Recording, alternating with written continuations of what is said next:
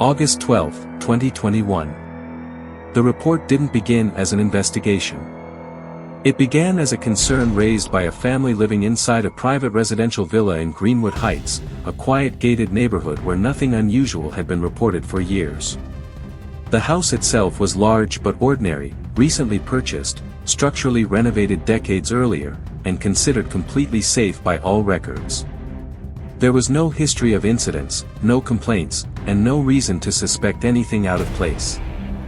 That changed when their 6-year-old son, Ibrahim Khan, began describing parts of the house that, according to the current layout, did not exist. At first, his parents dismissed it as imagination. Children often describe spaces incorrectly or invent details based on what they've seen elsewhere. But Ibrahim wasn't guessing. He described a narrow passage hidden behind a wall in the central hallway, leading to a small room at the end. He mentioned a wooden door with a damaged handle, a confined interior with no windows, and objects placed inside with specific detail, an old chair, a metal trunk, and walls that appeared darker than the rest of the house. These weren't vague descriptions. They were consistent, repeated, and delivered with a level of certainty that didn't match a child inventing something. What made it more concerning was that the part of the house he was describing had been sealed nearly 20 years earlier. The previous owner had carried out a full renovation, during which an entire section of the structure was removed from the active layout and permanently closed off behind reinforced walls. There was no visible entrance, no accessible point of entry, and no reason for anyone currently living in the house to even know that space existed. Ibrahim had never seen blueprints, never spoken to the previous owner, and had no exposure to anything that could explain how he knew these details. When his parents asked him how he knew about the room, his answer was immediate. He said he had seen it. Not imagined it.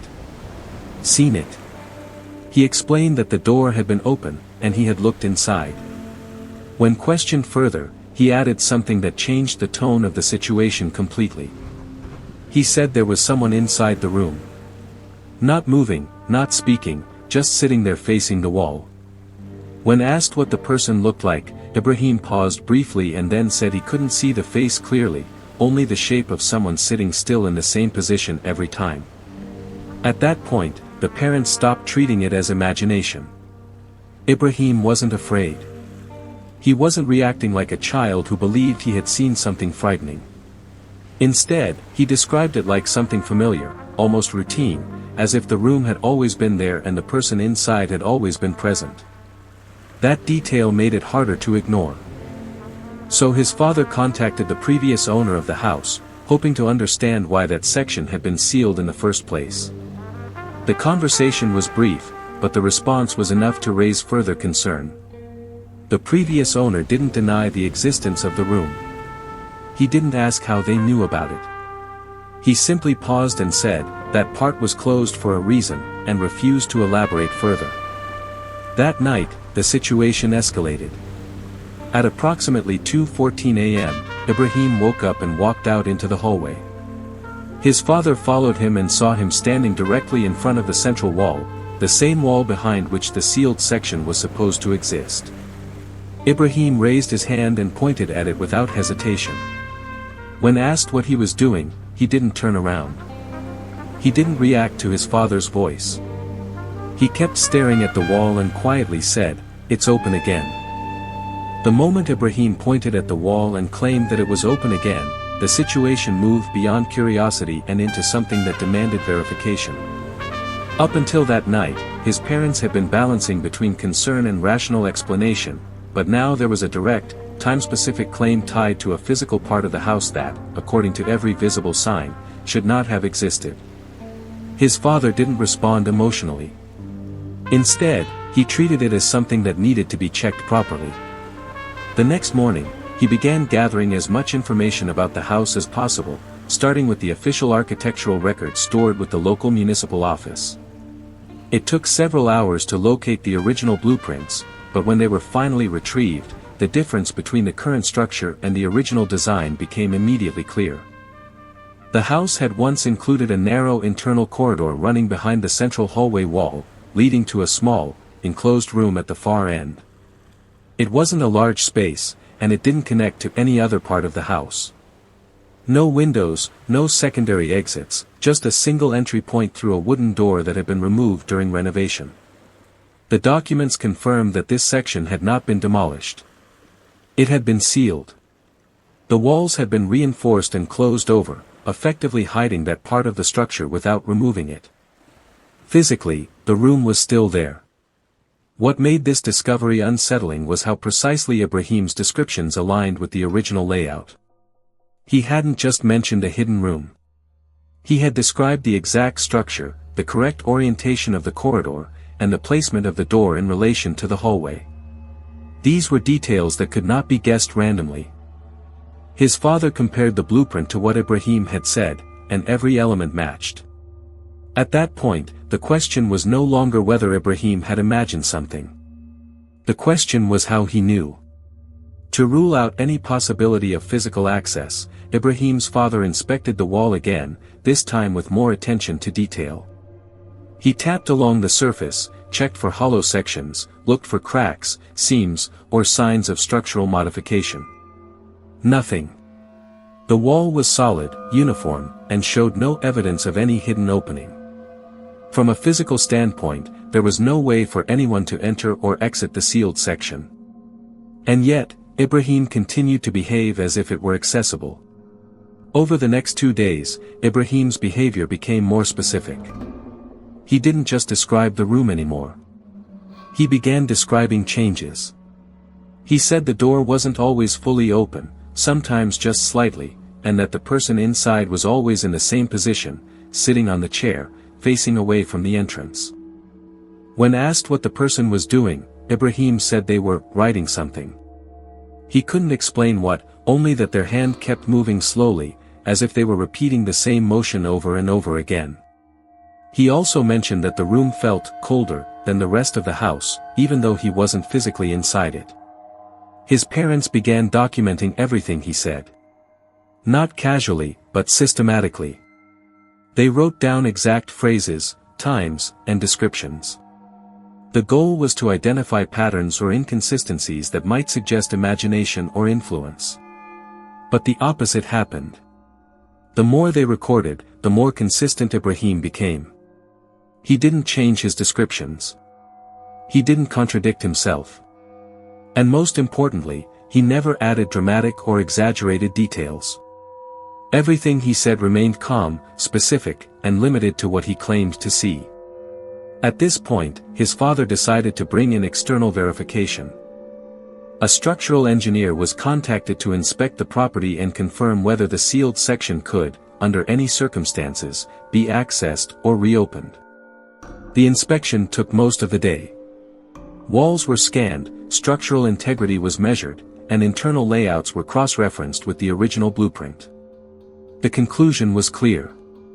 The sealed section was intact. There was no opening. No internal damage. No hidden access point. The room existed behind the wall, but it was completely inaccessible. That should have resolved the situation. But it didn't. Because that same night, Ibrahim woke up again. At exactly 2:17 a.m. He walked to the same spot in the hallway and stood in front of the wall. This time, his father was already awake, waiting to observe what would happen. He didn't interrupt immediately. He watched. Ibrahim stood still for a few seconds, then raised his hand slightly, as if pointing at something only he could see. When his father finally asked him what was happening, Ibrahim responded without hesitation. He said the door was open wider than before. His father tried something different this time. Instead of asking questions, he began recording. He used his phone camera to capture Ibrahim's behavior and the wall itself. The footage showed nothing unusual. Just a child standing in front of a wall. No movement. No visible changes. No sound. But Ibrahim continued to react as if something was happening in real time. He leaned slightly forward, as if trying to look inside, and then quietly said, "He's still there." That was the first time he referred to the presence in the room in a consistent way. Not someone. Not a person. Just, he. The following day, Ibrahim added another detail. He said the man inside the room had not changed position since the first time he saw him. He was still sitting, still facing the wall, still moving his hand as if writing. But there was something new. Ibrahim said the writing had filled the wall in front of him. When asked what was written, he couldn't read it. He just said it looked messy and repeated. At this point, the investigation shifted from physical verification to behavioral analysis. A child psychologist was consulted to evaluate Ibrahim's statements and determine whether there was any underlying cognitive explanation. The sessions were recorded and reviewed carefully. Ibrahim remained calm throughout. He didn't show signs of distress, fear, or confusion. When asked about the room, he described it in the same consistent manner. When asked about the person, he repeated the same details. There was no evidence of fabrication, no signs of influence, and no indication that he was constructing a narrative. What concerned the psychologist most was not what Ibrahim was saying, but how he was saying it. There was no emotional response attached to his descriptions. No fear. No curiosity. Just observation.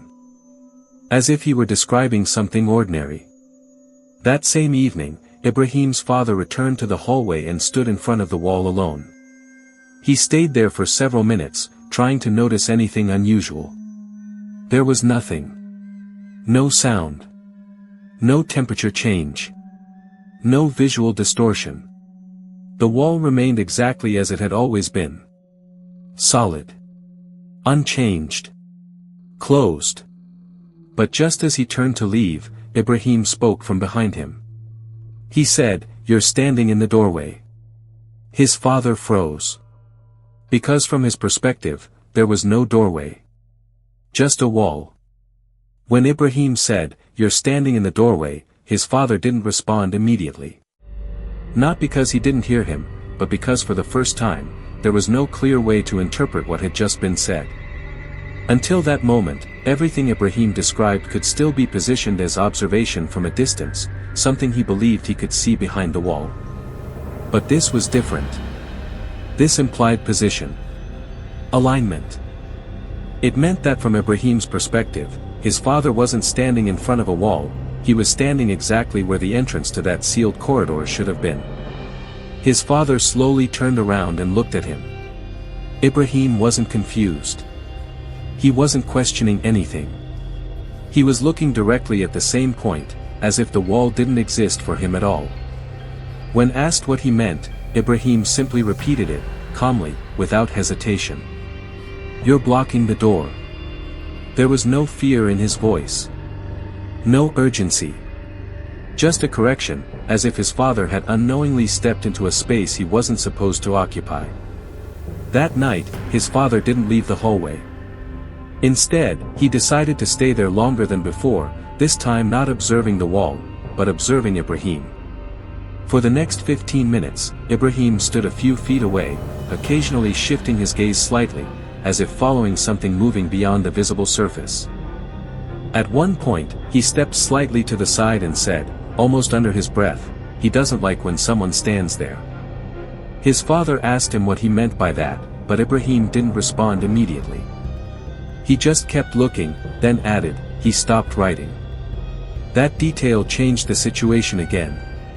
Because until now, the figure inside the room had been described as repetitive, constant, unchanged. Always sitting. Always writing. But now, for the first time, Ibrahim was describing a reaction. Something had changed, because of what was happening outside the wall. The next day, his father made a decision that went beyond observation. If the room physically existed behind that wall, then the only way to resolve this was to confirm it directly. Not through assumption. Not through interpretation. But through access. He contacted a contractor and requested a controlled opening of the wall based on the original blueprint location of the corridor entrance. It wasn't an impulsive decision. It was measured, documented, and done with full structural supervision to ensure that no damage would compromise the house. The work began the following afternoon. The exact section Ibrahim had been pointing to was ways could be identified clearly. Because it had been written more times than anything else. The same sentence. Repeated hundreds, possibly thousands of times. Don't open it. The room went silent. No one spoke immediately. Not because they didn't understand what they were looking at, but because the implication didn't make sense. The room had been sealed from the outside. For 20 years. No access. No entry.